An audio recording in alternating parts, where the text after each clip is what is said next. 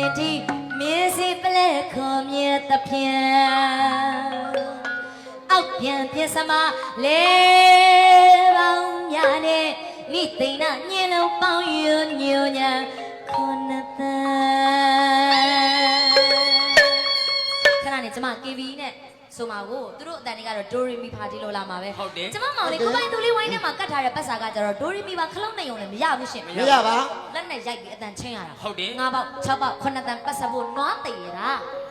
သူ့ပတ်လုံးတွေဒီနွားတည်ပေါ်မှာကျမတို့ကုံမုံကပ်ပြီးတီးရတာပတ်စာဟုတ်ပါအဲ့ဒီအတန်တွေကနေ9ပေါက်6ပေါက်9တန်ပတ်စဖို့အမျိုးမျိုးသူပြောင်းလဲပြင်ဆင်သွားပါလိမ့်မယ်ဟုတ်ပါဒီအတန်တွေကဘယ်ကလာတာလဲလို့မင်း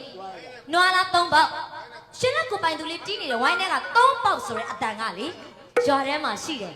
အဲ့ဒါကအကိုရဲ့နွားလားအုတ်တဖာတွေအော်တန်တနည်းနွားဒီကြီးတွေပေါ့နွားဒီကြီးတွေရဲ့အော်တန်ကိုကျမတို့မြန်မာဂီတာမှာအဲ့ဒီနွားဒီကြီးတွေရဲ့ပြက်ချက်ကြီးဟိုဘဲဆိုတဲ့အတန်က3ပေါက်လို့ခေါ်တယ်ရှင်ဟုတ်ပါမြင်းတန်ချောင်းနဲ့ဇာမနီနဲ့မြင်းတို့ဟီးတာမြင်းတွေထောက်လိုက်တဲ့အတန်ဒီမြန်မာဂီတာမှာ6ပေါက်ထော်နောက်တန်ကြောင်ပူတောင်ငါစီတောင်းနေရဲ့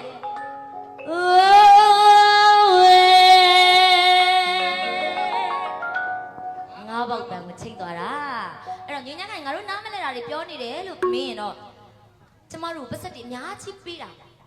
ဒီလိုရှင်းအောင်လို့နားလဲအောင်လို့မှန်ပါဗျာဟုတ်လားရှ ဟု င်း တ်တယ်ညီမ ဟုတ်ပါဗျာဒါဒီကားပါဦးရောင်းငါစင်ကနာနေတီမင်းစီပလဲခွန်မြတ်တပြန်အောက်ပြန်ပြစမလေးပေါင်းညာနေမိသိမ့်နာညင်လုံးပေါင်းယွညိုညာခွန်နတန်โอเคညီနဲ့ဒူဒူတော်နဲ့အတန်နေမစိုးခင်မှာကျမတို့မြန်မာဂီတနဲ့ဖန်တီးပြမယ်ရှင်နေ့ကင်းမှာပိတ်သိမ့်မဟုတ်ဘူးအငိမ့်